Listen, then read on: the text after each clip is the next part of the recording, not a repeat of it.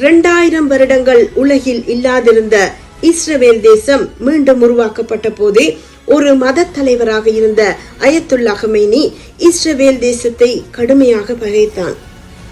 Persia என்ற ஈரானில் இஸ்லாமிய மறுமலர்ச்சியை ஏற்படுத்தி உலகெங்கும் வாழும் இஸ்லாமியர்கள் இஸ்ரேலை கடுமையாக எதிர்ப்பதற்கு தூண்டிவிட்டான்.